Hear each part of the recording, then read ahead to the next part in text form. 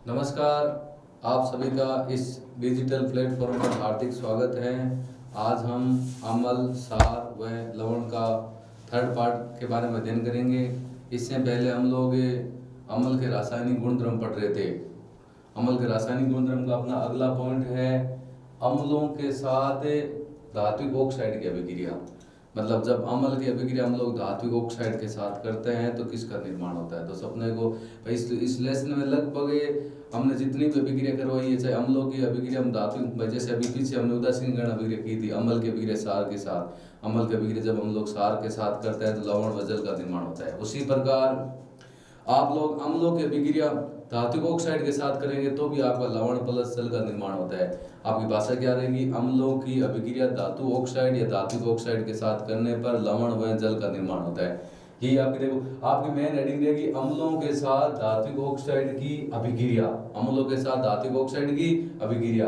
तो इसकी भाषा क्या लिखेंगे कि अम्लों के साथ धातु ऑक्साइड की अभिक्रिया करने पर लवण व जल का निर्माण होता है। एक तो आपका लवण बनेगा और उसके साथ में किसका निर्माण होगा?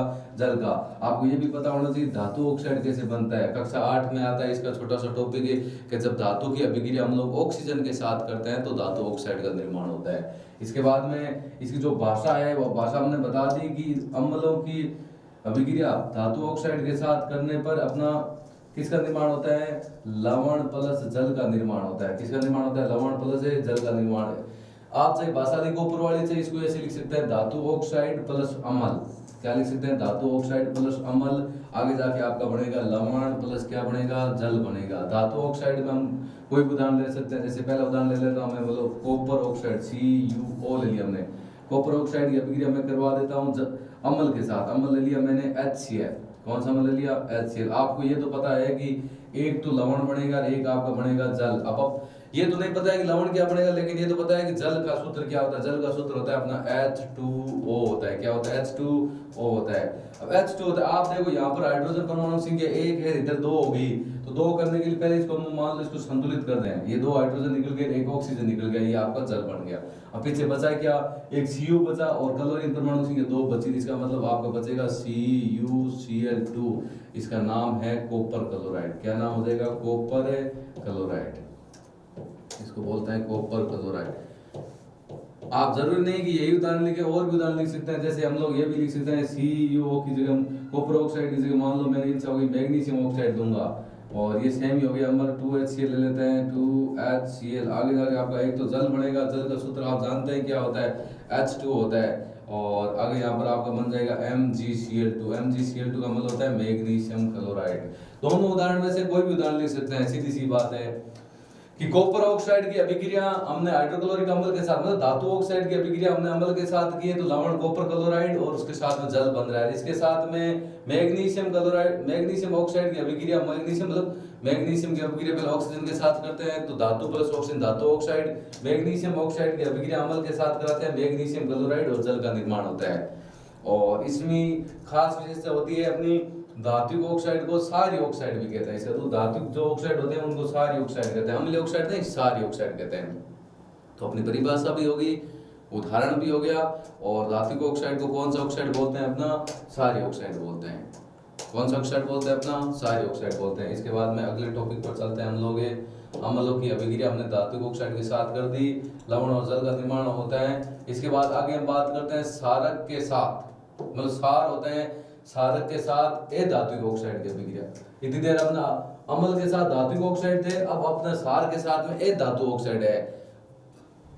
भाषा आपकी वो सेम ही रहेगी। कौन सी भाषा की? जब सारक की अभिक्रिया धातु ऑक्साइड के साथ करते हैं तो लवण व जल का निर्माण होता है। किसका निर्माण होता है? लवण व जल का निर्माण होता है। आप देख सकते हो इसकी भाषा मैंने क्या लिखा रखी है? सारक की अभिक्रिया धातु ऑक्साइड के साथ करते हैं तो लवण व जल का निर्माण होता है। और ये आप भाषा नहीं लिखना चाहते तो ये एक लाइन लिख दो, धातु ऑक्साइड प्लस सारक, लवण प्लस क्या बनेगा आपका? जल बनेगा। इसका उदाहरण समझने की कोशिश करते हैं। उदाहरण में धातु ऑक्साइड में मान लो मैं ले लेता हूँ CO2 कार्बन डाइऑक्साइड, एक प्रकार का धातु ऑक्साइड होता है। इसकी अभिक्रिया हम किसके साथ कर देते हैं? सार के साथ कर देते हैं। सार का कोई भी उदाहरण ले सकते हैं, NaOH ले सकते हैं, KOH ले लेते हैं, लेकिन वही उदाहरण लेंगे जिसके साथ इसकी अभिक्रिया होगी। अब उदाहरण में ले लेता हूँ इसमें कैल्शियम हाइड्रोक्साइड, जिसको बुझा हुआ चूना भी बोलते हैं। कैल्शियम हाइड्रोक्साइड जो एक दुर्बल क्षार होता है, इसकी अभिक्रिया हम लोग करते हैं ए धातु ऑक्साइड के साथ में। एक तो लवण बनेगा, एक जल बनेगा। अब आपको पता है, ये तो नहीं पता लवण क्या बनेगा, लेकिन ये तो पता है जल का सूत्र क्या होता है, अपना H2 होता है, तो जल बन जाएगा अपना H2O। लवण की बात करते हैं, H2 निकाल देते हैं, यहाँ से ऑक्सीजन भी दो हाइड्रोजन निकाल दिए, एक ऑक्सीजन निकाल दिया, इसका मतलब यहाँ पर एक ऑक्सीजन अपना बच गया है। तो सूत्र क्या बचेगा, CO2 है, एक ऑक्सीजन और जोड़ दो, CaCO3 बन जाएगा, CaCO3, जिसे चूना पत्थर भी बोलते हैं, और इसका रासायनिक नाम होता है कैल्शियम कार्बोनेट। क्या नाम होता है, कैल्शियम कार्बोनेट, जिसे संगमरमर भी बोलते हैं, खड़िया भी बोलते हैं। कैल्शियम कार्बोनेट इसका रासायनिक नाम है, कैल्शियम कार्बोनेट। और अपनी भाषा होगी अपनी, इसकी समीकरण हमने देख ली। इसके बाद में एक और है कि ए धातु ऑक्साइड को अम्लीय ऑक्साइड भी कहते हैं। बस इतना ही इस टॉपिक में अपना भाषा क्या होगी कि ए धातु ऑक्साइड की अभिक्रिया क्षार के साथ करने पर लवण व जल का निर्माण होता है। ए धातु ऑक्साइड प्लस क्षार आगे बनेगा लवण प्लस अपना क्या बनेगा, जल। और ये धातु ऑक्साइड हमने कार्बन डाइऑक्साइड का सूत्र ले लिया, ये CaOH2, ये कैल्शियम हाइड्रोक्साइड जिसे बुझा हुआ चूना बोलते हैं, उसके साथ करवाते हैं तो लवण आपका बनेगा CaCO3 कैल्शियम कार्बोनेट, जिसे चूना पत्थर भी बोलते हैं, खड़िया भी बोलते हैं, संगमरमर भी बोलते हैं। और उसके साथ हमने क्या बन गया, जल बन गया। उसके बाद अगली लाइन है अपनी कि ए धातु ऑक्साइड को कौन सा ऑक्साइड बोलते हैं, अम्लीय ऑक्साइड बोलते हैं। ये आपकी लाइन आ रखी है, मेन काफी इंपॉर्टेंट लाइन है। जैसे धात्विक ऑक्साइड को सारी ऑक्साइड बोलते हैं, और ए धातु ऑक्साइड को कौन सा ऑक्साइड बोलते हैं, अपना अम्लीय ऑक्साइड बोलते हैं। कौन सा ऑक्साइड बोलते हैं, अम्लीय ऑक्साइड बोलते हैं। उसके बाद में अगला टॉपिक है अपना, छोटा सा टॉपिक है अपना कि सभी अम्लों व क्षारकों में क्या समानता होती है। भाई इतनी देर हम बात कर रहे थे, अंतर की बात कर रहे थे भाई, अम्ल और क्षार में क्या क्या अंतर होता है, लेकिन अब हम बात कर रहे हैं कि जो अम्ल और सभी अम्ल होते हैं, सभी क्षार होते हैं, उनके अंदर क्या समानता होती है। उनकी एक विशेषता होती है सबसे ज्यादा, वो आप देख सकते हो। देखो, दोनों ही जलीय विलयन में अपघटित हो जाते हैं, अपघटित हो जाते हैं, आयनित हो जाते हैं या घुल जाते हैं, एक ही बात है। आयनित लिख सकते हैं, अपघटित लिख सकते हैं, घुलना लिख सकते हैं, एक ही बात है। भाषा क्या हो जाएगी कि दोनों ही जलीय विलयन में अपघटित हो जाते हैं और आयन मुक्त होते हैं। आयन मुक्त होने का मतलब अम्ल होते हैं, अम्ल में आपके H+ आयन होते हैं। अम्ल में कौन सा आयन होते हैं, अम्ल में होते हैं आपके H+ आयन होते हैं। और क्षार की बात करते हैं, क्षार में अपने OH- आयन उत्पन्न होते हैं। कौन सा आयन उत्पन्न होते हैं, OH- आयन उत्पन्न होते हैं, और ये मुक्त आयन विद्युत का चालन करते हैं। इसका मतलब होता है अम्ल और क्षार का जो जलीय विलीन होते हैं, जिनके अंदर मुक्त आयन होते हैं, वो विद्युत का चालन करते हैं। किसका चालन करते हैं, विद्युत का चालन करते हैं। तो अब यदि आपसे पूछे ना कि अम्लों और क्षारों में क्या समानता होती है, आप लिख देंगे अम्ल और जो क्षार होते हैं वो दोनों ही जल में आयनित हो जाते हैं और मुक्त आयन उत्पन्न करते हैं। और मुक्त आयन आपको पता है कि मुक्त आयनों के कारण विद्युत धारा का प्रवाह होता है, विद्युत का चालन होता है। इसमें दे रखा है ये मुक्त आयन विद्युत का चालन करते हैं। दोनों की कंडीशन सेम ही है, अम्ल की भी वही बात है, क्षार की भी वही बात है।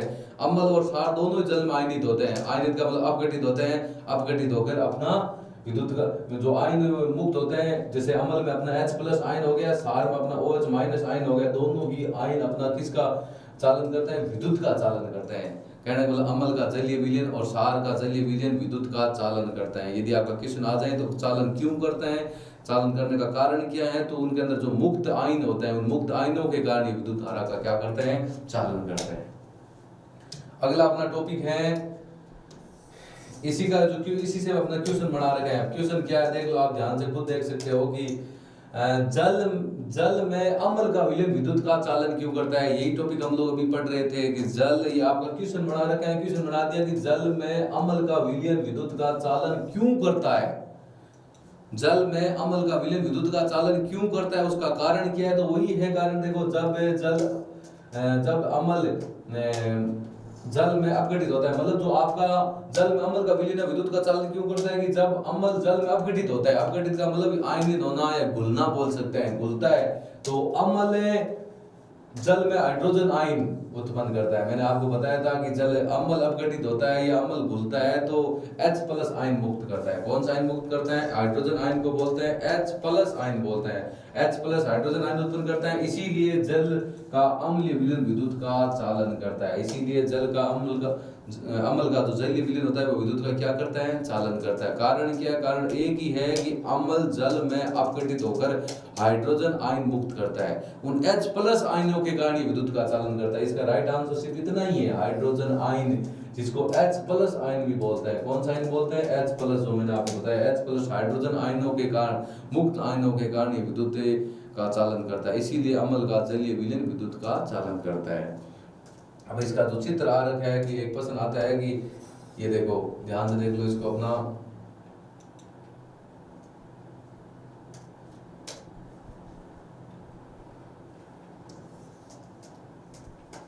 ये आपका चित्र वही है जो भी हमने जो टॉपिक पढ़ा है उसी टॉपिक से संबंधित है। क्या है कि चित्र में आपका दे रखा है कि जो जल में अम्लीय विलयन होता है वो विद्युत का चालन करता है। ये बात आपको इस चित्र के द्वारा सत्यापित होती है कि क्या वास्तव में अम्ल का जलीय विलयन विद्युत का चालन करता है। तो एक प्रयोग द्वारा हम लोग समझते हैं कि क्या हकीकत में ही अम्ल का जलीय विलयन विद्युत का चालन करता है। तो देख लेते हैं हम लोग, इसमें एक अपना बीकर ले रखा है, कांच का बीकर हो सकता है, लगभग बीकर कांच के होते हैं, प्लास्टिक का बीकर हम बहुत कम कंडीशन में लेते हैं। अपने एक बीकर हो गया कांच का, इसके अंदर है देखो रबड़ का कोरक, एक रबड़ का टुकड़ा लगाता है इस साइज का, देखो अपना रबड़ का एक टुकड़ा ले रखा है, उस टुकड़े में 2 कील लगा देते हैं, और जो आपका विलयन ले रखा है तनुकर्त अम्लीय विलयन ले रखा है। जो आपका विलयन है किसी अम्ल हो सकता है, कोई सल्फ्यूरिक अम्ल हो सकता है, हाइड्रोक्लोरिक अम्ल हो सकता है, तनु का अम्ल होता है जिसमें अम्ल की तुलना में जल की मात्रा ज्यादा होती है।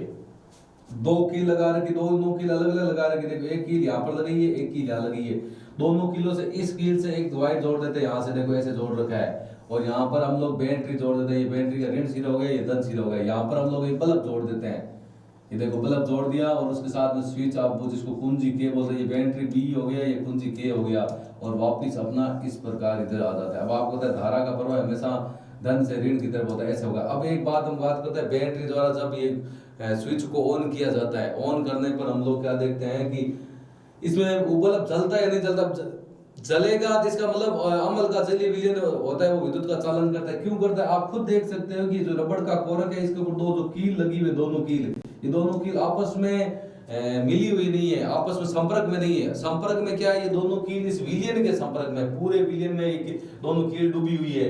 ये कील दोनों देखो कि दोनों कीलों के बीच में अपना गैप दिखाई दे रहा है, दोनों कील एक दूसरे के संपर्क में नहीं है, संपर्क में नहीं है। इसका मतलब क्या हुआ कि ये तनुकर्त अम्लीय विलयन होता है, यही इनका जो विद्युत धारा का प्रवाह है इनको आगे बढ़ाएगा, आगे बढ़ाएगा। इसका मतलब यही होता है कि अम्ल का जलीय विलयन विद्युत का चालन करता है। क्यों करता है, क्योंकि देखो अब दोनों कीलों के बीच में गैप भी दे रखा है, ये बल्ब अपना जल भी रहा है, इनमें जो करंट है आगे कैसे जा रहा है, तो करंट जा रहा है अम्लीय विलयन द्वारा, इसे तनुकर्त अम्लीय विलयन से होकर एक विद्युत धारा का प्रवाह हो रहा है। इसका मतलब ये होता है, हम इसी द्वारा सत्यापित कर सकते हैं, ये बल्ब यदि जला है इसका मतलब होता है जल में अम्लीय विलयन विद्युत का चालन करता है। जल में अम्लीय विलयन विद्युत का क्या करता है, चालन करता है। इस चित्र को देख सकते हो, ये चित्र कम से कम 1-2 बार बोर्ड परीक्षा में पूछा भी गया कि जल का अम्लीय विलयन विद्युत का चालन करता है, नामांकित चित्र द्वारा समझे। भाषा तो हम लिख सकते हैं कि जो जल में अम्ल में जो मुक्त आयन हाइड्रोजन आयन होते हैं उनके कारण विद्युत धारा का चालन होता है, लेकिन होता कैसे है समझिए आप, ये इसका चित्र है, इसके द्वारा आसानी से समझा सकते हैं। इसके बाद अपना अगला टॉपिक है छोटा सा, देखो आगे आगे क्या दे रखे हैं।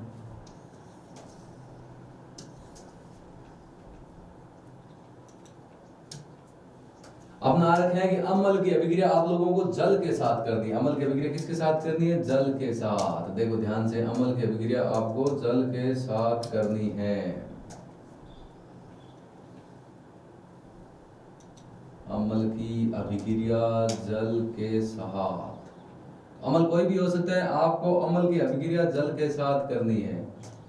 हम लोग कर देते हैं कि इसकी भाषा क्या हो जाएगी कि अम्ल की अभिक्रिया जल के साथ, अभी हमने लिखा था कि अम्ल की अभिक्रिया जल के साथ करने पर हाइड्रोजन आयन और उसके साथ में हाइड्रोनियम आयन का निर्माण होता है। 2 प्रकार का आयन बनता है। 2 प्रकार का आयन क्यों बनता है उसका भी मैं कारण बता देता हूँ आपको। पहले इसकी भाषा पढ़ लेते हैं। भाषा क्या दे रखी है अपनी कि अम्ल की अभिक्रिया जल के साथ करने पर हाइड्रोजन आयन या हाइड्रोनियम आयन का निर्माण होता है। पहले अपने पता होना चाहिए हाइड्रोजन आयन को किससे प्रदर्शित करता है, H+ से करता है। किससे करते हैं, H+ से। हाइड्रोनियम आयन को किससे प्रदर्शित करते हैं, H3O+ से करते हैं। अब ये H3O कहां से आ गया, H+ के बारे में तो हम लोग जानते हैं, H3O कहां से आ गया। हाइड्रोजन आयन और हाइड्रोनियम आयन का निर्माण होता है, तो करके देख लेते हैं कैसे होगा। जैसे आपका एक अम्ल ले लिया हमने, HCl अम्ल ले लिया, इस HCl अम्ल की अभिक्रिया हम किसके साथ कर देते हैं, जल के साथ करते हैं। आपको पता है कि ये आयन होता है, ये H हमेशा प्लस में टूटेगा, Cl आपका किस में टूटेगा, माइनस में। इधर अपना जल में है वो H प्लस में टूटेगा, OH माइनस में टूटेगा। आप देख सकते हैं कि दोनों कंडीशन इस प्रकार आपकी टूटेगी। तो अब आपको पता है कि H प्लस वाला तो इस प्लस वाले के पास जाएगा और माइनस वाला अपना माइनस वाले के पास, भाई प्लस वाला माइनस वाले के पास, माइनस वाला प्लस, तो कंडीशन सेम ही बन रही है। तो इसमें हम लोग क्या करेंगे, अपना जो समीकरण होगी आपकी इस प्रकार होगी, कैसे कि HCl अम्ल हो गया और आपका H2O जल हो गया। तो इसमें जो ये अम्ल है वो अपना टूटेगा, अम्ल में हाइड्रोजन आयन H प्लस होते हैं और Cl माइनस, H के ऊपर प्लस आएगी, H प्लस इसके साथ अभिक्रिया करेगा, जल के साथ अभिक्रिया करेगा। आगे आपकी समीकरण इस प्रकार पूरी होगी कि H के ऊपर अपना आ जाएगा हाइड्रोजन इसके साथ जुड़ेगा तो आपको बन जाएगा H3O प्लस, मतलब हाइड्रोजन दो थे पहले, एक हाइड्रोजन और जुड़ गया, हाइड्रोजन हो गया आपके 3 H3O प्लस है और Cl के ऊपर अपना क्या आ जाएगा, माइनस आ जाएगा। इसको इस प्रकार लिख सकते हैं H3O प्लस, ऐसे लिख सकते हैं।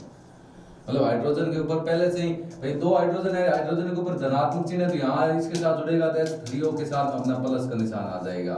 और वैसे हाइड्रोजन H प्लस कैसे आता है वो मैं आपको बता देता हूँ, वो सारे हम लोग की विशेषता आपको पहले पता होना चाहिए। H3O कैसे बना, दोबारा बता देता हूँ आपको कि ये आपका अम्ल हो गया HCl और ये आपका जल, अम्ल की अभिक्रिया हम लोग जल के साथ कर रहे हैं। अम्ल टूटा इस प्रकार, H प्लस में टूटा, Cl माइनस में टूटा, टूटेगा तो H प्लस इसके साथ में आगे जुड़ेगा तो आगे जाके आपका बनेगा H3O प्लस बन गया, उसके साथ में Cl माइनस बन गया। हाइड्रोनियम आयन का ये H3O प्लस है, ये हाइड्रोनियम आयन है। इस हाइड्रोनियम आयन का निर्माण इस प्रकार होता है। अब H प्लस आयन किस प्रकार प्राप्त होते हैं, उन H प्लस आयनों के बारे में बात कर लेते हैं। सारे अम्ल हैं जिनमें H प्लस आयन आपका किस प्रकार बनता है, सब हम लोग की बात कर लेते हैं। देखो सबसे पहले हम लोग बात कर लेते हैं HCl। HCl का नाम आप जानते हैं क्या नाम है, इसका नाम है हाइड्रोक्लोरिक अम्ल, हाइड्रोक्लोरिक अम्ल। ये हो गया आपका हाइड्रोक्लोरिक अम्ल। इसके बाद में दूसरा हो गया आपका HNO3, इसका नाम आप जानते ही होंगे, इसका नाम है नाइट्रिक अम्ल। क्या नाम है, नाइट्रिक अम्ल। इसके बाद में अगला है अपना H2SO4, H2SO4 इसे बोलते हैं अपना सल्फ्यूरिक अम्ल, सल्फ्यूरिक अम्ल, जिसे किंग ऑफ एसिड भी बोल सकते हैं, अम्लों का राजा भी बोल सकते हैं। उसके बाद में CH3COOH, इसको बोल सकते हैं अपना एसिटिक अम्ल। कौन सा अम्ल बोलते हैं, एसिटिक अम्ल।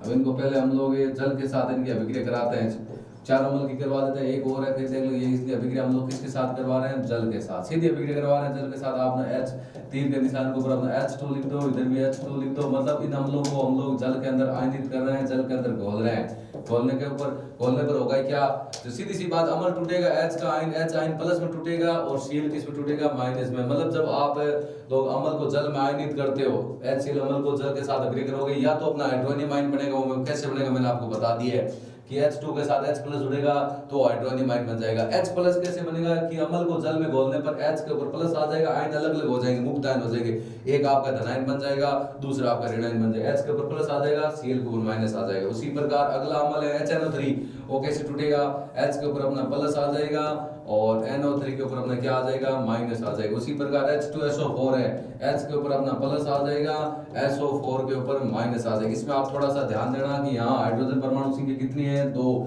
इधर एक ही लिखी, यदि यहाँ आप 2 लिखते हैं तो यहाँ जो माइनस है या माइनस की 2 आ जाएगी, सीधी सी बात ही। आगे 2 लिखोगे यहाँ आवेश का मान 2 बढ़ेगा, क्योंकि एक हाइड्रोजन के ऊपर प्लस का एक आवेश है, 2 के ऊपर 2 आवेश हो जाएगा, तो आपको यहाँ आवेश माइनस का 2 लिखना पड़ेगा। इसके बाद ये CH3COOH है, तो C मतलब अपना H के ऊपर आ जाएगा अपना प्लस, H के ऊपर आ जाएगा अपना प्लस, इधर वाला हाइड्रोजन टूटेगा इसमें से, इस H के ऊपर आ जाएगा प्लस आ जाएगा और CH3COO के ऊपर क्या आ जाएगा, माइनस आ जाएगा। मतलब मुक्त आयनों के रूप में टूटेगा अपना, किस आयनों में टूटेगा, मुक्त आयनों में। ये अपना हाइड्रोक्लोरिक अम्ल है वो किस प्रकार टूटेगा, H प्लस में, Cl माइनस में टूटेगा। और नाइट्रिक अम्ल है वो H प्लस में, NO3 माइनस में टूटेगा। H2SO4 है वो H प्लस में और SO4 माइनस में। यदि आप 2 लिखते हो तो इधर भी आपको 2 लिखना है। और CH3COOH है वो H यहाँ से प्लस में टूटेगा, क्योंकि साइड का परमाणु में तोड़ने के लिए ऊर्जा कम देनी पड़ती है, साइड का परमाणु तोड़ना आसान होता है, तो इसे H प्लस को तोड़ेंगे, H के ऊपर प्लस आ जाएगा और CH3COO के ऊपर क्या आ जाएगा, माइनस आ जाएगा।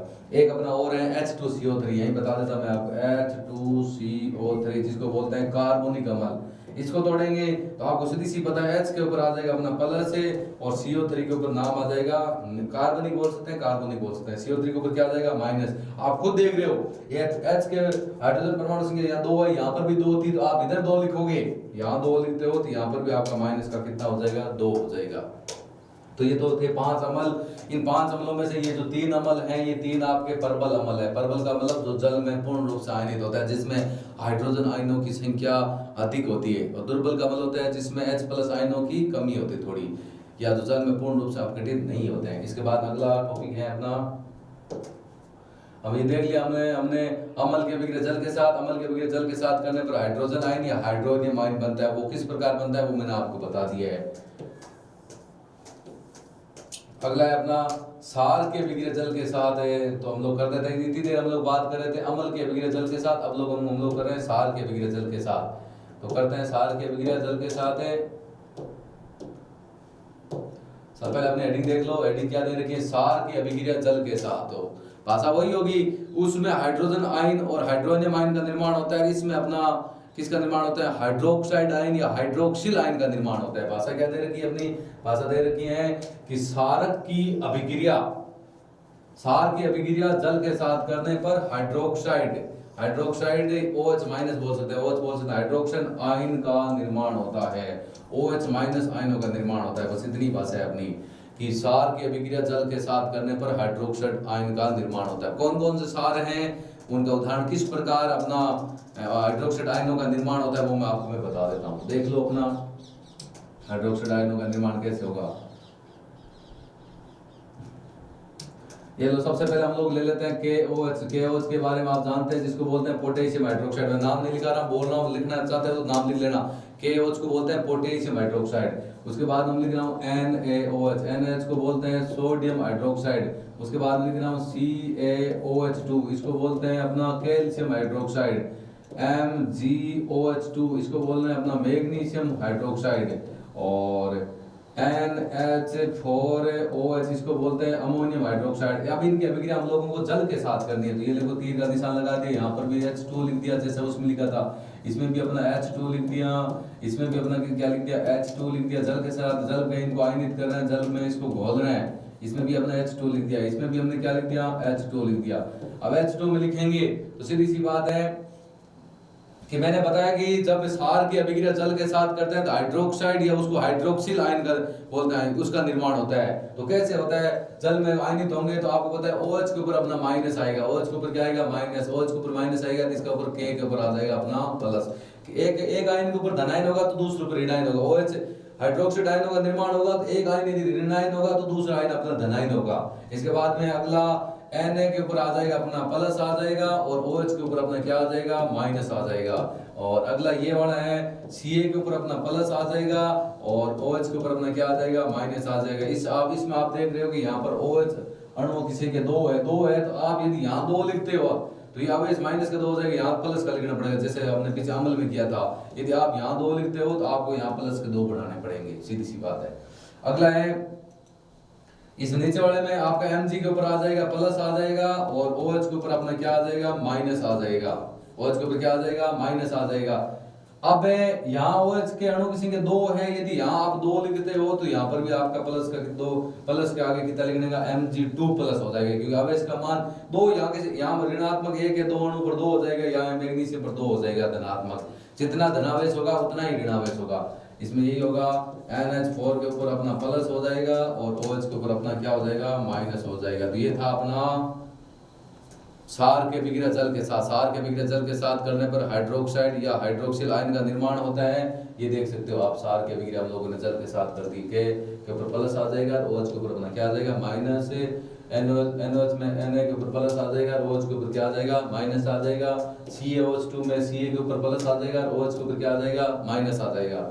और इसमें MgOH2 इसके ऊपर प्लस आएगा, Mg के ऊपर 2 प्लस आएंगे या 2OH माइनस हो जाएगा। वो इसी प्रकार अपना NH4 के ऊपर प्लस आ जाएगा और OH के ऊपर माइनस आ जाएगा। ये 2 सार हैं जो आपके परबल सार हैं, जो जल में पूर्ण रूप से आयनित हो जाते हैं, या इनमें OH- आयनों की संख्या या हाइड्रोक्साइड आयनों की संख्या बहुत अधिक होती है।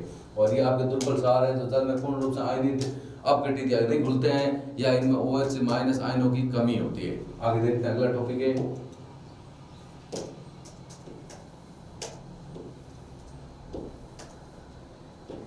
मैं थोड़ी सी की विशेषता दे रखी है, इनकी विशेषता देख लेते हैं क्या क्या दे रखी है। पहली विशेषता दे रखी है कि सभी अम्ल जल के साथ अभिक्रिया करके हाइड्रोजन आयन उत्पन्न करते हैं। ये तो हम लोगों ने पढ़ लिया कि जितने भी अम्ल होते हैं वो जल के साथ अभिक्रिया करके हाइड्रोजन आयन H+ उत्पन्न करते हैं। क्या उत्पन्न करते हैं? H+, हाइड्रोजन आयन H+ उत्पन्न करते हैं। उसके बाद में सभी क्षारक जल के साथ अभिक्रिया करके हाइड्रोक्साइड आयन को किससे प्रदर्शित करते हैं? OH- उत्पन्न करते हैं। क्या उत्पन्न करते हैं? OH- उत्पन्न करते हैं। उसके बाद अगला है कि जल में अम्ल वह क्षारक घुलने की प्रक्रिया अत्यंत ऊष्मासेपी है। ऊष्मासेपी का मतलब होता है वह रासायनिक अभिक्रिया जिसमें ऊष्मा का उत्सर्जन होता है। जब हम लोग अम्ल और क्षार को जल के अंदर घोलते हैं तो बहुत ऊष्मा बाहर निकलती है, जिसमें ऊष्मा उत्पाद के साथ जन चिन्ह के साथ होती है, ऊष्मासेपी होती है। सीधी भाषा हो सकती है वह रासायनिक अभिक्रिया जिसमें ऊष्मा का उत्सर्जन होता है, वो ऊष्मासेपी अभिक्रिया होता है। आपसे पूछ सकते हैं कि जल की अम्ल के साथ जल की क्षार के साथ घुलना या अभिक्रिया होना कौन सी अभिक्रिया? वैसे उदाहरण पूछ सकते हैं तो आपको होगा ऊष्मासेपी, क्योंकि इनके अंदर ऊष्मा उत्पाद के साथ में बाहर निकलती है, ऊष्मा का उत्सर्जन होता है, इसीलिए अभिक्रिया ऊष्मासेपी। अत्यंत का मतलब बहुत ज्यादा मात्रा में ऊष्मा बाहर निकलती है। इसके बाद अगला देखो आप अपना तनुकरण की बात करते हैं। तनुकरण का मतलब मैंने आपको पहले भी बताया, तनु का मतलब होता है जिसमें अम्ल की तुलना में जल की मात्रा ज्यादा होती है। अब हम क्या करेंगे, चाहे आप जल में अम्ल या क्षार को मिला दो या क्षार में या अम्ल में जल मिला दो, इससे क्या होगा कि जो अम्ल में जो H+ आयन होते हैं और क्षार में OH- आयन होते हैं, उन आयनों की प्रति सांद्रता में कमी होना, उनको तनुकरण बोलते हैं। भाषा क्या दे रखी है आप देख सकते हो, जल में अम्ल और क्षारक मिलाने पर दोनों कंडीशन होती है। अम्ल और क्षारक में जल मिला दो, चाहे जल में अम्ल या क्षारक मिला दो। जल में अम्ल में क्षारक मिलाने पर आयन की सांद्रता कौन कौन सा आयन? H3O, ये हो गया अपना H3O+ हो जाएगा, और दूसरा हो जाएगा OH-। ये कब बनता है? ये तो बनता है अम्ल की अभिक्रिया जल के साथ करने पर। और OH- कब बनता है? अम्ल क्षार की अभिक्रिया जल के साथ करने पर। H3O+ है और OH, ये सांद्रता कोष्टक में आयन लिखे हैं हमने, आयन भी बता दें, में प्रति इकाई आयतन में कमी हो जाती है और इस प्रक्रिया को तनुकरण कहते हैं। मतलब पहले की तुलना में जब अम्ल में जल मिलाते हैं या जल में अम्ल मिलाते हैं, अम्ल में H+ आयनों की या H3 आयनों की प्रति इकाई आयतन में कमी हो जाती है, या OH- आयनों के प्रति इकाई आयतन में कमी हो जाती है, तो उसी को बोलते हैं अपना तनुकरण बोलते हैं। तनु का मतलब वही होता है कि अम्ल और क्षार की तुलना में जल की मात्रा ज्यादा होती है। आपकी भाषा लिख देना, जल में अम्ल या क्षारक मिलाने पर आयन की सांद्रता होती है, H3O+ हो सकता है या H+ हो सकता है। यहाँ OH- में प्रति इकाई आयतन में कमी हो जाती है। इस प्रक्रिया को क्या बोलते हैं? तनुकरण बोलते हैं। इसके बाद अगला में देखते हैं परबल अम्ल। अभी हमने बात की थी परबल अम्ल क्या होता है, दुर्बल अम्ल क्या होता है। परबल अम्ल भाषा हमने पढ़ ली, मैंने बता भी रखी है, भाषा देख सकते हो आप, यदि नोट करना चाहते हो कर सकते हो। देखो परबल अम्ल क्या होते हैं। परबल अम्ल मतलब ऐसा अम्ल जो जल में पूर्ण रूप से आयनित हो जाता है। आयनित का मतलब होता है अपघटित होना, अपघटित होने का मतलब होता है घुलना। तो पूर्ण रूप से आयनित हो जाता है जिसमें हाइड्रोजन आयनों की अधिकता होती है, या ये बोल सकते हैं H+ आयन अधिक होते हैं। वह अम्ल जो जल में पूर्ण रूप से आयनित हो जाता है या जिसमें हाइड्रोजन आयनों की अधिकता होती है, उसे कौन सा अम्ल बोलते हैं? उसे बोलते हैं परबल अम्ल कहते हैं। उसे कौन सा अम्ल बोलते हैं? उसे परबल अम्ल कहते हैं। कौन सा अम्ल बोलते हैं? परबल। परबल अम्ल का उदाहरण है अपना HCl, H2SO4 और HNO3। तीन उदाहरण दे रखे हैं अपना, इसमें HCl भी दे रखा है, H2SO4 भी दे रखा है, HNO3 भी दे रखा है। तीनों के तीनों अम्ल आपके परबल अम्ल है। कौन सा अम्ल है अपने? परबल अम्ल। परबल अम्ल की भाषा क्या होगी? ऐसा अम्ल जो जल में पूर्ण रूप से आयनित हो जाते हैं या जल में पूर्ण रूप से घुल जाते हैं, जिनमें हाइड्रोजन आयनों की या H+ आयनों की अधिकता होती है। H+ आयनों की क्या होती है? अधिकता। उन्हें बोलते हैं परबल अम्ल। इसके उदाहरण है हाइड्रोक्लोरिक अम्ल, सल्फ्यूरिक अम्ल, जिसे आप जानते हैं किंग ऑफ एसिड बोलते हैं, H2SO4 अम्लों का राजा, और HNO3 नाइट्रिक अम्ल होता है। तीनों के तीनों अम्ल आपके कौन से अम्ल है? परबल अम्ल है। इसके बाद में आगे चलते हैं, थोड़ा सा देखते हैं दुर्बल अम्ल क्या। दुर्बल अम्ल इसके विपरीत होगा। दुर्बल अम्ल की परिभाषा क्या होगी? ऐसा अम्ल जो जल में पूर्ण रूप से आयनित नहीं होता है या जल में पूर्ण रूप से अपघटित नहीं होता है या जल में पूर्ण रूप से नहीं घुलता है। इसकी भाषा क्या दे रखी है? ऐसा अम्ल जो जल में पूर्ण रूप से आयनित नहीं होता है या जिसमें हाइड्रोजन आयनों की कमी होती है। उल्टा हो जाएगा, उसमें हाइड्रोजन आयन H+ आयनों की अधिकता होती है, जबकि इसमें H+ आयनों की कमी होती है। हाइड्रोजन आयनों की अधिकता या कमी अधिकता होगी तो अपना प्रबल अम्ल होगा, जब कमी होगी तो अपना दुर्बल अम्ल होगा। ये देखो इसका उदाहरण है CH3COOH, इसको बोलते हैं एसिटिक अम्ल जो सिरके में होता है, और H2CO3 जिसको बोलते हैं कार्बनिक अम्ल। ये दोनों अम्ल आपके उदाहरण में के रूप में दुर्बल अम्ल के हैं। दुर्बल अम्ल जिसमें हाइड्रोजन आयनों की कमी होती है, या ऐसा अम्ल जो जल में पूर्ण रूप से आयनित बोल सकते हैं, अपघटित बोल सकते हैं, या पूर्ण रूप से नहीं घुलते, उसे बोलते हैं अपना दुर्बल अम्ल। आगे प्रबल अम्ल की बात कर ली, दुर्बल अम्ल की बात कर ली, तो प्रबल सार की भी कर लेते हैं। दोनों की परिभाषा सेम ही है, बस नाम चेंज करना है। अम्ल की जगह आपको क्या लिखना है, सार लिखना है। तो देख लेते हैं क्या है इसकी प्रबल अम्ल की प्रबल सार की परिभाषा क्या है। ये देखो प्रबल सार की परिभाषा, प्रबल सार की परिभाषा क्या होगी कि ऐसा सारक या सार जो जल में पूर्ण रूप से आयनित होता है, या जिसमें हाइड्रोक्साइड आयनों की अधिकता होती है। हाइड्रोक्साइड आयन को प्रदर्शित करते हैं OH- है, उसे प्रबल सार कहते हैं। जिसमें OH- आयनों की अधिकता होती है, या ऐसा सार जो जल में पूर्ण रूप से आयनित हो जाता है, या पूर्ण रूप से घुल जाता है, या पूर्ण रूप से अपघटित हो जाता है, उसे प्रबल सार कहते हैं। इसका उदाहरण है KOH को बोलते हैं पोटेशियम हाइड्रोक्साइड, और NaOH को बोलते हैं सोडियम हाइड्रोक्साइड। ये दोनों उदाहरण आपके प्रबल सारक हैं। किसके उदाहरण है, प्रबल सारक के। इसके बाद हम बात करते हैं दुर्बल सारक की। इसका उल्टा हो जाएगा दुर्बल सारक है। दुर्बल सारक आपका क्या होता है, बता देते हैं दुर्बल सारक क्या होगा। दुर्बल सारक हो गया अपना ऐसा सारक जो जल में पूर्ण रूप से आयनित नहीं होता। उल्टा होगा, वो प्रबल सार पूर्ण रूप से आयनित हो जाता है, दुर्बल पूर्ण रूप से आयनित नहीं होता। ऐसा सार जो जल में पूर्ण रूप से आयनित नहीं होता, जिसमें हाइड्रोक्साइड आयन या OH- आयनों की कमी होती है। ये देखो इसमें हाइड्रोक्साइड आयन या OH- आयनों की कमी होती है, उसे दुर्बल सार कहता है। कौन सा सार कहता है, दुर्बल सार। इसके उदाहरण दे रखे हैं कैल्शियम हाइड्रोक्साइड जिसे बुझा हुआ चूना बोलते हैं, ये दुर्बल सार है। मैग्नीशियम हाइड्रोक्साइड जिसे मिल्क ऑफ मैग्नीशिया बोलते हैं, जिसका उपयोग हमारे से पेट में HCl अम्ल की मात्रा अधिक हो जाती है, उस जलन और दर्द को कम करने के लिए हम मिल्क ऑफ मैग्नीशिया MgOH2 का उपयोग करते हैं। और NH4OH अमोनियम हाइड्रोक्साइड, ये आपके कौन से सार हैं, दुर्बल सार, जिसमें OH- आयनों की कमी होती है, या जो जल में पूर्ण रूप से आयनित नहीं होते, उन्हें दुर्बल सार कहते हैं। उदाहरण के रूप में पूछा है तो कैल्शियम हाइड्रोक्साइड, मैग्नीशियम हाइड्रोक्साइड और अमोनियम हाइड्रोक्साइड, ये इसके उदाहरण हैं। आगे नया टॉपिक है अपना पीएच स्केल। पीएच स्केल के बारे में आपने सुना होगा, पहले इसकी परिभाषा देख लेते हैं। पीएच स्केल का मतलब, इसमें दो नाम आ रहे हैं, एक पी पुसान शब्द है, जर्मन शब्द है। पी का मतलब पावर हो गया, पावर का मतलब शक्ति होता है। एच का संबंध है हाइड्रोजन आयनों से, हाइड्रोजन आयनों की सांद्रता से संबंध है। तो पीएच स्केल होता है क्या है, किसी विलयन में उपस्थित हाइड्रोजन आयनों की सांद्रता ज्ञात करने के लिए एक स्केल विकसित किया गया। किसी विलयन में उपस्थित हाइड्रोजन आयनों की सांद्रता ज्ञात करने के लिए एक स्केल विकसित किया गया, जिसे पीएच स्केल कहते हैं। ये इसकी परिभाषा, किसी विलयन में उपस्थित हाइड्रोजन आयन की सांद्रता ज्ञात करने के लिए एक स्केल विकसित किया गया, जिसे कौन सा स्केल बोलते हैं, पीएच स्केल बोलते हैं। क्या बोलते हैं, पीएच स्केल। किसी विलयन में उपस्थित हाइड्रोजन आयनों की सांद्रता ज्ञात करने के लिए स्केल विकसित किया गया, जिसे पीएच स्केल कहते हैं। पी का मतलब पावर, शक्ति, एच का मतलब हाइड्रोजन आयनों की सांद्रता। इसमें छोटे छोटे दो तीन टॉपिक है कि इसकी इस स्केल की खोज किसने की थी। अगला टॉपिक, अगला इसकी छोटी सी परिभाषा है कि पीएच स्केल की खोज सोरेन सोरेनसन नामक वैज्ञानिक ने की। भाई ये स्केल बढ़ाया किसने, इसकी खोज किसने की थी, उस वैज्ञानिक का नाम है सोरेन सोरेनसन। आपको पूछे हैं, पहली बात है इस प्रकार के क्वेश्चन परीक्षा में पूछते नहीं, लेकिन पूछ ले तो अपन तो रेडी रहेंगे पहले से, क्योंकि अपने को आता है सोरेन सोरेनसन ने। पीएच स्केल की खोज किसने की, सोरेन सोरेनसन ने। होता क्या पीएच स्केल, किसी विलयन में उपस्थित हाइड्रोजन आयनों की सांद्रता ज्ञात करने के लिए इस स्केल का उपयोग किया जाता है। इसके बाद में आगे देखो अपना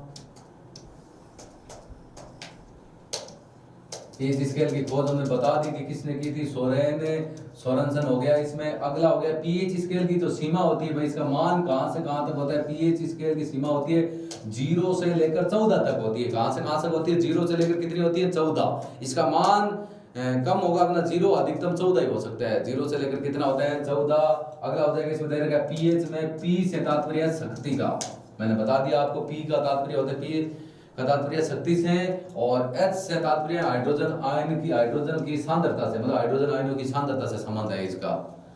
और आगे देख लो थोड़ा और पीएच स्केल के बारे में। ये 3 पॉइंट आपको और दे रखे हैं मैंने। क्या पॉइंट दे रखे हैं,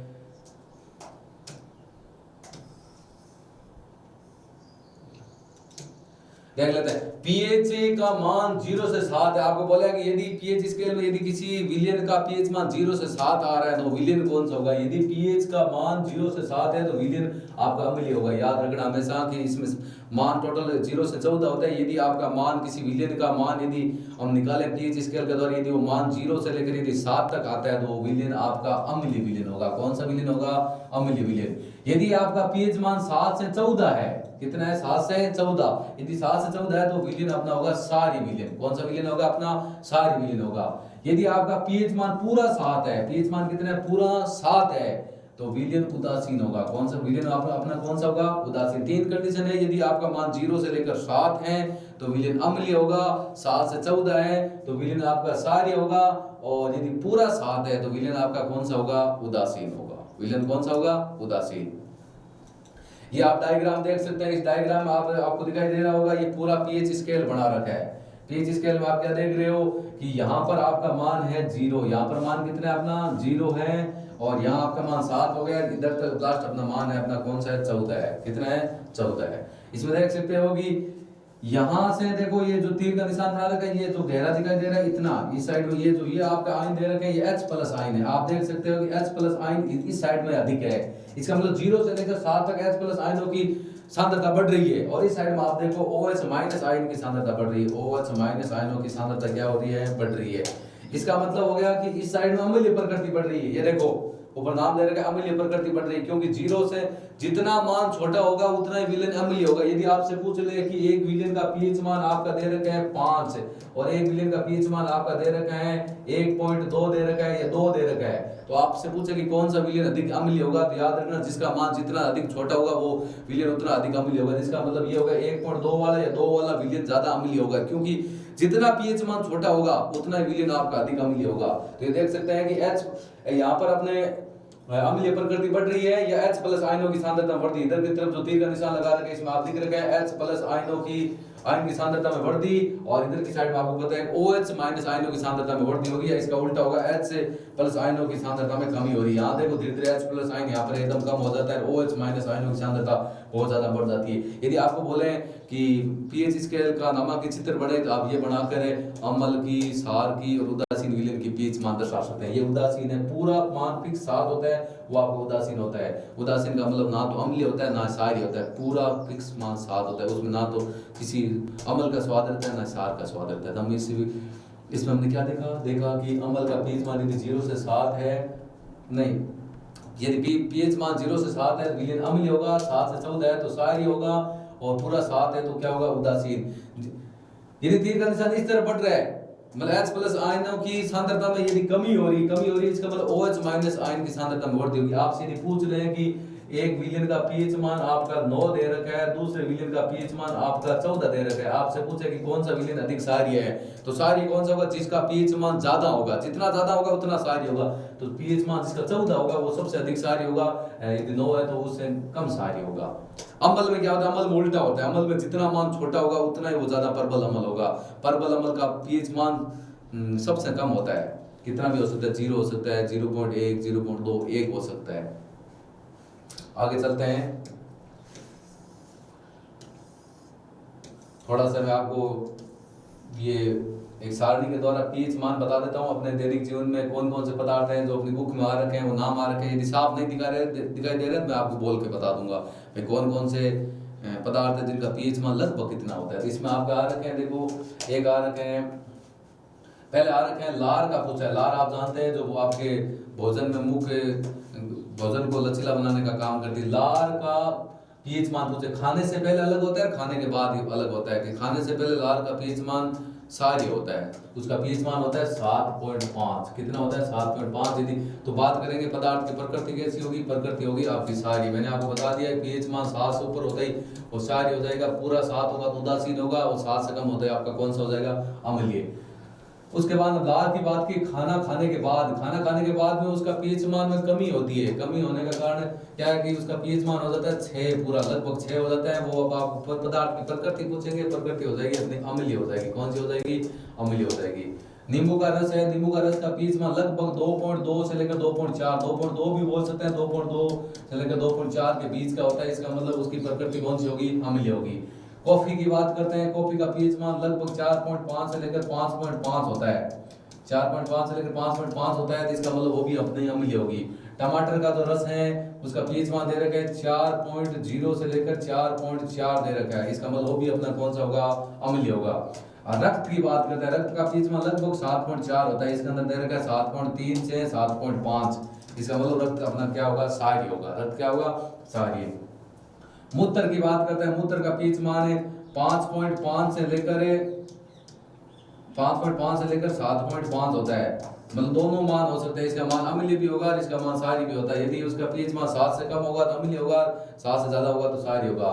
इसके बाद दे रखा है 1 मोल HCl, उसका पीएच मान 0 होता है, हमेशा ध्यान रखना। यदि 1 mHCl हाइड्रोक्लोरिक अम्ल की बात करते हैं, अम्ल, तो उसका पीएच मान अति अम्लीय होगा, मतलब बहुत ज्यादा अम्लीय होगा। 0 मान है तो इसका मतलब एकदम पीएच मान सबसे छोटा छोटा मान 0 होता है, तो इसका मतलब वो अम्ल की मात्रा बहुत अधिक होगी, H+ आयनों की मात्रा सबसे अधिक होगी। 1 NaOH सोडियम हाइड्रोक्साइड का विलयन की बात, यहाँ हाइड्रोक्लोरिक अम्ल का विलयन है, यहाँ पर आपका सोडियम हाइड्रोक्साइड का विलयन है, उसका पीएच मान होता है पूरा 14, इसका मतलब होता है वो अति क्षारीय होगा, उसमें OH- आयनों की अधिकता होगी। उसके बाद वाइन आप जानते हैं, शराब की बात करते हैं, उसका पीएच मान लगभग 2.8 से लेकर 3.8 होता है, तो इसका मतलब होगा जो आपकी शराब होती है, वाइन होती है, वो भी आपकी कौन सी होती है, अम्लीय होती है। इसके बाद छोटा सा एक चित्र और दे रखा है, उसमें भी अपने पीएच मान दे रखे हैं, अपने देख लेते हैं पीएच मान किसका कितना कितना होता है। ये देखो, ये सारे अपने बुक के अंतर्गत आ रखी है। इसमें 2-3 पीएच मान दे रखे, एक अग्नाशय रस आपका आपके पेट में जो आपका रस होता है, अमाशय रस आपके पेट में जो भोजन का पाचन करने में सहायक होता है, वो आपका अम्ल होता है HCl अम्ल होता है। उसका पीएच मान कितना होता है, उसका पीएच मान होता है लगभग 1.2 के अंतर्गत होता है। जो आपके पेट में हाइड्रोक्लोरिक अम्ल होता है उसका पीएच मान कितना होता है, 1.2। अगला नींबू का रस, उसका मैंने अभी बताया था 2.2 से लेकर 2.4, तो नींबू का रस का पीएच मान होता है 2.2। शुद्ध जल का पीएच मान बात करते हैं, शुद्ध जल का पीएच मान पूरा 7 होता है, रक्त का पीएच मान 7.4 होता है। शुद्ध जल का पीएच मान कितना होता है, 7, और रक्त का पीएच मान कितना होता है, 7.4। मिल्क ऑफ मैग्नीशिया की बात करते हैं, उसका पीएच मान लगभग 10 होता है, 10.4 भी बोल सकते हैं लगभग। मिल्क ऑफ मैग्नीशियम हाइड्रोक्साइड उसका पीएच मान होता है 10, इसमें आपका देने का 10.4, 10 भी लिख सकते हैं, आपका कोई गलत नहीं करेगा। और सोडियम हाइड्रोक्साइड का विलयन है, उसका पीएच मान लगभग अभी हमने बताया था 14 होता है। कितना होता है, 14। यदि आपके पेट में अम्ल की मात्रा अधिक हो जाती है तो इसका उपयोग किया जाता है, मिल्क ऑफ मैग्नीशिया, इस अम्ल को कम करने के लिए। अमाशय रस में जो हाइड्रोक्लोरिक अम्ल होता है उसकी मात्रा यदि बढ़ जाती है, उसको कम करने के लिए मिल्क ऑफ मैग्नीशिया का उपयोग किया जाता है। इस वीडियो का अपना छोटा सा टॉपिक और है, लास्ट है, थोड़े से पीएच मान और दे रखे हैं, उनके बारे में हम थोड़ा देख लेते हैं। ये अपना लास्ट है, पीएच मान दे रखे हैं, तो पहले इसमें आपको 1-2 दे रखे हैं पीएच मान है। ये पहला हो रहा है जल का पीएच मान, शुद्ध जल का पीएच मान होता है अपना 7 है। इसके बाद दूध का पीएच मान लगभग 6 पॉइंट कितना होता है, 4, 6 पॉइंट कितना होता है, 4। सिरके जिसमें एसिटिक अम्ल होता है उसका पीएच मान लगभग कितना होता है, 3। मानव रक्त का पीएच मान अभी हमने बता दिया 7 पॉइंट कितना होता है, 4। और आगे आ रखे हैं नींबू के पानी का पीएच मान लगभग 2.2 से लेकर 2.4 हो सकता है, तो 2.4 दे रखा है, 2.4 हो जाएगा। NaCl सोडियम क्लोराइड लवण होता है, उसका पीएच मान होता है 7, क्योंकि लवण का पीएच मान 7 होता है। पर्पल अम्ल और पर्पल क्षार मिलकर आपस में इस उदासीन लवण का निर्माण करते हैं। तो शराब का पीएच मान अभी बात की थी हमने, लगभग 2.3 होता है, 2.3 वाइन और शराब का। मानव मूत्र का पीएच मान कितना होता है, अम्लीय भी होता है, अपना क्षारीय भी होता है, लगभग लेकर 5.5 से लेकर 7.5 तक होता है। समुद्री जल का पीएच मान कितना होता है, 8.5। समुद्री जल का पीएच मान कितना होता है, 8.5। इसका मतलब समुद्री जल आपका कौन सा होता है, क्षारीय प्रकृति। जिसका पीएच मान 7 से अधिक है वो क्षारीय प्रकृति का होगा। अंशु का पीएच मान 7.4, इसका मतलब अंशु भी आपके कैसे होते हैं, क्षारीय होते हैं। मानव लार का पीएच मान 2 प्रकार का होता है, खाना खाने से पहले 7.5 होता है, खाना खाने के बाद लगभग 6 के आसपास आ जाता है। इसका मतलब अम्लीय भी होती है, क्षारीय भी होती है। तो ये था आज का अपना टॉपिक है, अम्ल, क्षार और लवण का 3rd पार्ट है। अभी अपना लेसन पूरा नहीं हुआ है। इसके बाद में जैसे पूरा लेसन की हम पहले छोटी क्लासें डालेंगे, उसके बाद में इसकी 1 शॉर्ट क्लास, एक पूरी क्लास भी डालेंगे जो लगभग 1 घंटे की होगी। आप उस एक क्लास को पढ़कर उसका रिवीजन भी कर सकते हैं। यदि ये क्लास आपको अच्छी लगी तो अपने दोस्तों के साथ में इसको शेयर करो, इस क्लास को अपना लाइक करो, अपने चैनल को सब्सक्राइब करो। धन्यवाद। जय हिंद, जय भारत।